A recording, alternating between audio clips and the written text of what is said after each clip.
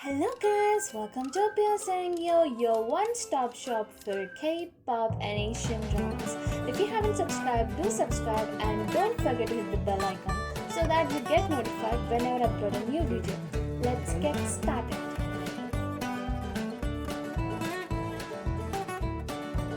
Revolutionary Sisters Episode 47 Part 3. Pungjin repays the $50,000 loan took by Kijin and tells the person to inform him if Kijin asks him for a loan again. At home, he discusses about this thing with Sachi and wonders why a gambler like Mr. Kim is hanging around with his brother. Guante overhears them and questions Kijin why is he hanging out with a gambler like Mr. Kim. She asks him if Mr. Kim is blackmailing him. Kijin tells her that he's not the one who can be victimized easily and leaves from there. Tengja and Tuggi move in with Gongche. Gongche tells her that Pungjin gifted him the apartment and she says she would have worked for Pungjin when she was young and she would have been rich by now. Tuggi tells her that when she was young, Pungjin wasn't even born. Tuggi gets happy seeing her own room as she never had her own room before. Tengja gets happy seeing their room and they both get ready to hug each other when the bell rings. It's Bongja. She gives them a wedding bed set and tells how she gifted bedding sets to Tengja so many times before and stops realizing that what she spoke wasn't supposed to be spoken. Gongja tells her that he knows about everything. As he goes down to see her off, Bongja tells him to take care of her sister and keep her trust. Sachi cries alone in his room as his brother ruined his life after the old Tengja. Pungjin comes in with a bottle of soju and tries to comfort him, but Sache is uncontrollable. Pungjin tells him that Gongche is so happy that he doesn't think about him. At night, Gongche puts Tuggi to sleep and tells Tengja, who is cleaning dishes, to follow him to their room. In their room, he remembers the time he first met Bongja's sister Tengja, where she danced and sang so happily. He goes out to check on her and sees her sleeping with Tuggi. He tells her to follow him and she says that Tuggi might wake up and ask for her. As he leaves, Tuggi wakes up and pushes her mum out of the bed, as now she's supposed to sleep in her dad's room. Tuggi has a flashback where Bongja told her to make sure that her mum and dad sleep in the same room and that's how she can get a sibling. And Tuggi gets happy. Gongche tells Tengja that she's completely different now and she tells that 7 years back she was so drunk and that's why she was like that. She drinks but she couldn't get into the right mood. He then takes out a bag and tells her to think that bag as a bag full of money. She plays the music and starts to dance and they both get intimate. Next day, Tengja visits Bongja with some gifts and tells that she is so grateful towards Bongja. Bongja asks her about her wedding night. She gets shy and tells that is that even a question to ask. She apologizes to Bongja and tells how they all living in her building found matches but she's left alone. But Bongja comforts her saying that it's just about fate. Bongja tells her how happy she was because the previous day Yonghi brought Dolce and Cholsu over to give her company.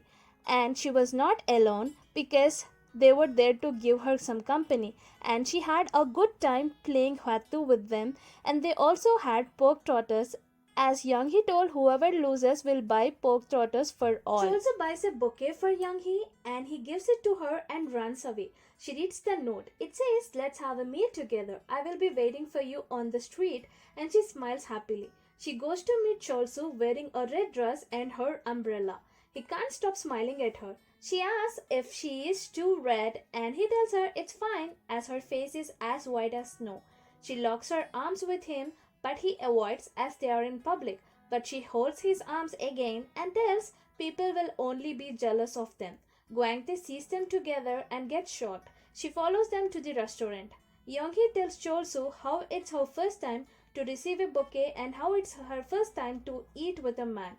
And tells they aren't in their 20s or 30s to wait, but they are in their 60s and 70s. So they need to do many things before their legs say a no. They pinky promise calling it as their first date. Guangti doesn't like it a bit and tells to her sisters. They then meet Cholsu at Bongja's house and tells him to maintain his distance from Unit 401. He scolds them for addressing her as Unit 401 when she is much older to them.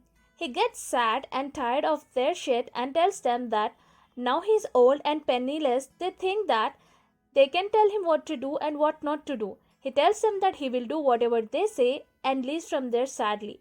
At home, Cholsu is lost in thoughts. Those ask him what is wrong with him, and he tells him sadly that once we get old and penniless, nothing works.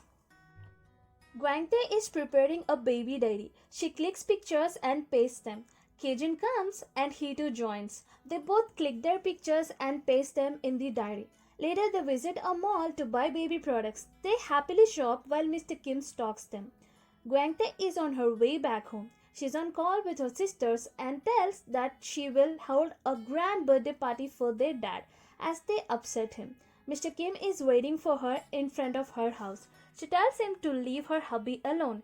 He gives her the DNA test report of her and him and tells that he is her birth father and cries with fake tears. He tells her that her mother died and he gave her to Cholsu because he was so poor.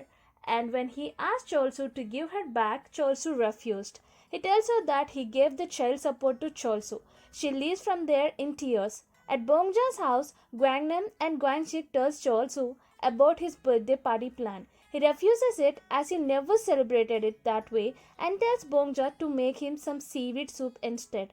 Gwangtae comes home in tears and asks Cholsu if she is his biological daughter or not. He asks her if she met him and apologizes to her. She asks why didn't he give her back when she isn't his daughter. Was that he wanted to have her dad's money? Bongja tries to tell her the reason, but Cholsu stops her.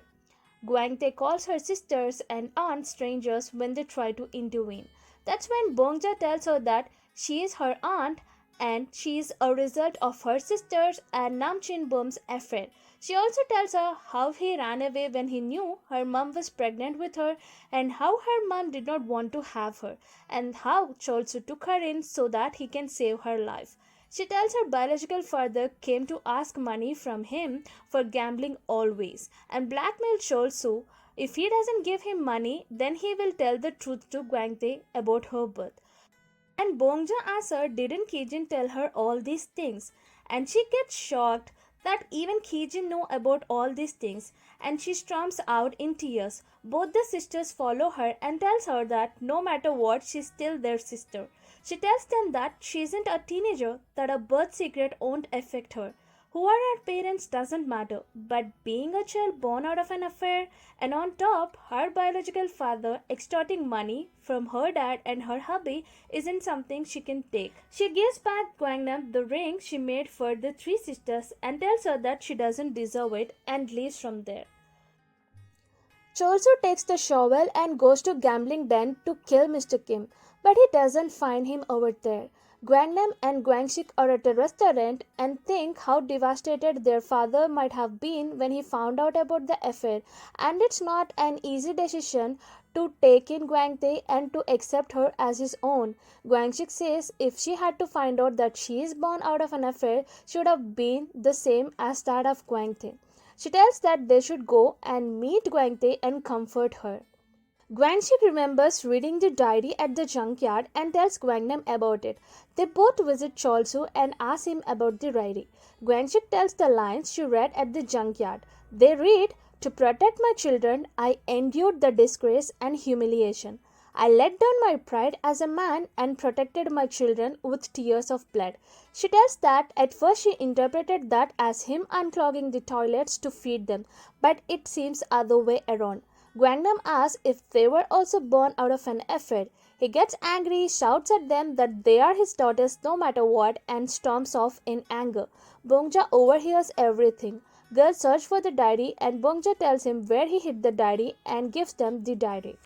Kijin doesn't find Gwangtae at home. He searches for her in the whole house and asks Pungjin about it, and he has no clue about her. He then remembers Mr. Kim's words that he will talk to Gwangtae and rushes out. There he spots Cholsu with the shovel and Cholsu tells him everything. He searches for her and finally finds her. She sees him and runs from there. That's it with today's video. Hope you enjoyed the video. If you haven't subscribed, do subscribe and don't forget to hit the bell icon so that you get notified whenever I upload a new video. Until then, tata, bye bye, take care.